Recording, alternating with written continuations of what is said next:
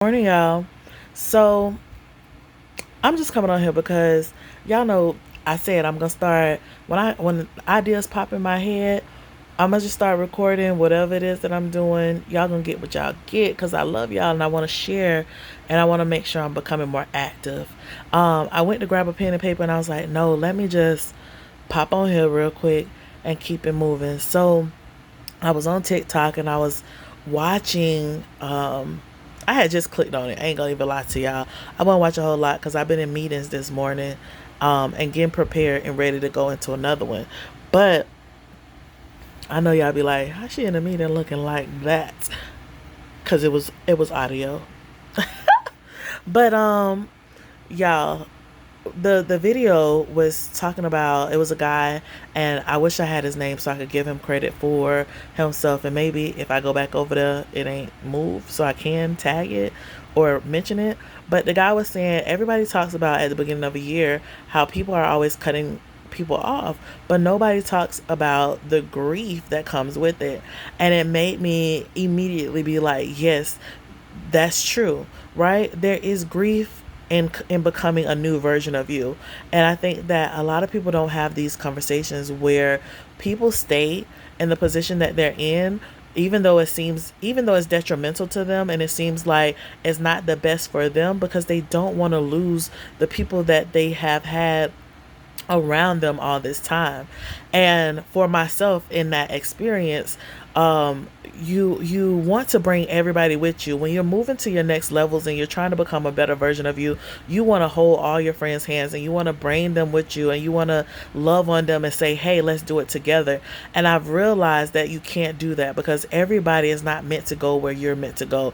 And I don't even want it to seem like it is a I'm better than you situation because that's not it. Some people are okay with holding on to their pain, their struggles, their trauma, whereas for you, you may be healing, you may be motivated to move further because at some point in time you come to a place where you're saying, I don't even know me anymore. And sometimes when you're hanging on to these people, trying to hang on to these threads in these relationships, you're not understanding that you're losing you.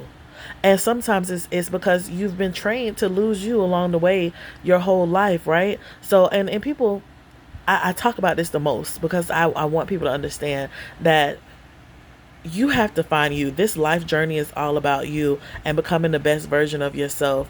And we get placed in somebody else's perspective and perception of reality once we're born. You are now in your parents' reality, whether that's your mother, your father, whoever is your caregiver at the time. You're a part of their journey. You see life the way that they have been trained to see life. And so that's number one. Then you go off to school and you have all these other individuals. So it could be your friends, your mates, your peers, or it can be the teacher and their reality. Oh, you're not quiet enough. You don't shut up. You need to sit down. You need to be still. You aren't going to be successful because you don't think the way that I think. And not all of that is true, right? There is a way that you can walk through this life, and there is a time where you are, so I guess you could say, manipulating the world around you in order for it to, or in order for you to live the best version of life that you desire to live within that space. And sometimes people are trying to train you based off of their perception of what that reality is, and how you should move through that reality. And then you also have things like church, community service, community organizations, aunts, uncles. There's all these other individuals. They're having their own experience, and they're putting their version of reality onto you. And so we get older and sometimes we become stuck and complacent in, oh, I got to get a 9 to 5. I got to work every day. I got to work hard. I got to make money. I got to thrive. I got to survive in order for me to thrive. And one day, because of all the hard work that I'm doing, I'm going to probably make it. And it's always a probably. And sometimes you lose all these other desires that you have had along the way. Like, I wanted to be an artist. I wanted to draw. I wanted to be a dancer. I was an aspiring actress, all these other things, because people tell you that don't everyone doesn't make it. And it's not about everyone. I don't care if everyone else made it or not. My plan A was my plan A. My plan B, if I desire to have a plan B, is to make sure that I follow plan A.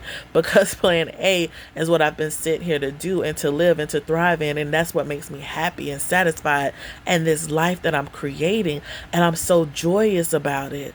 And me being able to tap into that feeling, that experience, that no matter how sad it gets or what I don't have, me remaining conscious and me thinking about this experience of what this is going to bring, all the hard work makes sense. Not the fact that I'm doing hard work and I'm miserable every day and I'm complaining and I'm around people who complain and people who hate their lives and hate the situation that they're in and who can't afford X, Y, and Z, because that's what's happening, right? We become complacent in someone else's reality.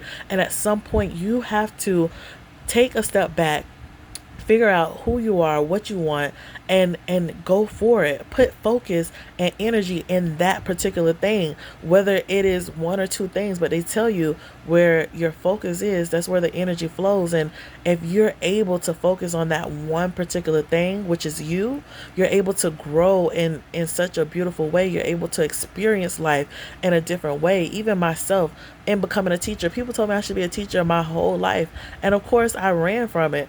But then I thought, I thought about it. I was like, I want to be in education. I love education. I love learning. I love teaching.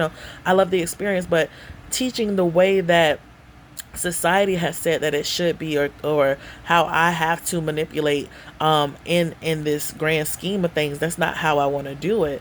And like I said, if you guys have seen any of my other posts, or if you're following me on any other platform, I've talked to you guys about being in preschool and talking to my preschool teacher, telling her, like, she's like, what do you want to be? And I'm like, I could be just like you. Like, I want to own a daycare. I want to own a school. Like, these are things that have always been in my idea, in my brain, in my head.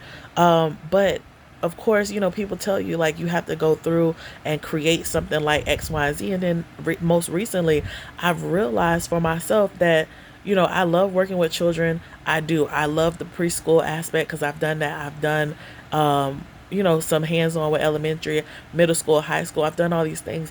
But then I realized that there's this space in this place where adults are still, the mindset of them, they're still not understanding that they're still working from a child's mindset in some instances. And I'm not trying to call that out for you all that's looking at this video, but sometimes we are looking at reality based on the idea, or based on us going through life as a child and growing up and people telling us what to do, versus taking a moment, understanding why these were the things that were laid out for us, how these things play out in our space, in our mind, and how we can now go based off of our own integrity, build our own identity and our own version of life, and thrive in that, and take on, or I don't want to say take on what we need for us, but understand what others have always given to us to make sure that we flourish. And so now, I have a school and a lot of my stuff, my program and stuff, is online, but it's to help people unlearn and relearn and live society, strategize to live society the way that, in society, first off, to live in society, but to live life the way that they seem fit for themselves, and to see those moments and breaks where it's like, why am I thinking this? Where is this information coming from? Why is it that I want this, but I'm not going after it? And just like what we said, what I was starting out the video with, is why is it that I'm hanging on to these individuals that I love and I care for deeply, but they're not helping me to progress into becoming the person that I truly know I can be and who I need to be, and how to deal with that guilt as it come along. Because along the way, in the past year, definitely, as I have evolved and have grown so much, and coming to you guys and being okay, coming to y'all in my room, in my bed, honey, y'all is in the bed with me, but coming to you all and being able to speak and be open about the things, that my concepts, my mindset, all these different things. But along the way, I've had to lose some friends because they didn't see fit to be in this space, and there was guilt. But how did I deal with that guilt? How do you deal with guilt when you don't want to leave your friends behind, when you see better for your friends but they can't see it for themselves? How do you deal with guilt, or even what people call survivor's remorse? How do you deal with that as you are moving through these new levels, and you're upgrading, and you have to leave people where they at? A lot of people tell you, like, to get rid of people and cut them off all the way. That's not necessarily what you have to do. There's a multitude of ways of how you handle and you deal with these with the I don't want to say concepts, but with your people and your relationships. You can deal with them in different ways, but there are some people that ultimately you will not be able to remain connected to in order for you to become the best version of you. Let me look in the camera this way.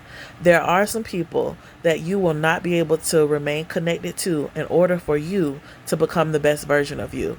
And there will be guilt, and there will be sadness, and all these other aspects. You will have moments where you'll have to be alone, but there's things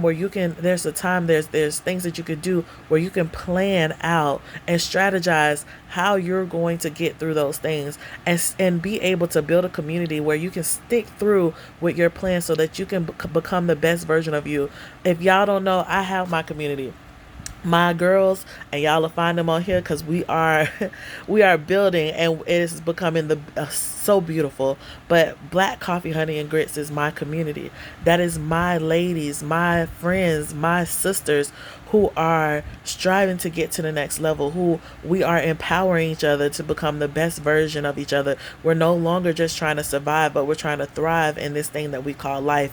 And we are bringing women, a collective and collection of beautiful, amazing women along with us. And, of course, if we're a part of your journey, come on. Look, like Dora, come on, vamonos. Everybody, let's go. Right? Come on, take the journey with us. But of course, you can always get off, just like a train. You can always get off at the station that's meant for you. But you guys, I just wanted to come to you and have like a small conversation before I really get dressed to get to the next thing. But I had to push record because there's a time and place for everything, and I gotta move beyond just writing things down, but take more action, because I am a lady of action, and this is what I have to do in order to get to my next step.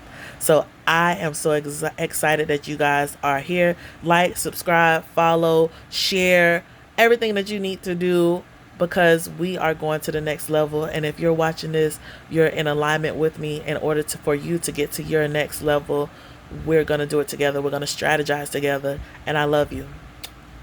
I'll see y'all later.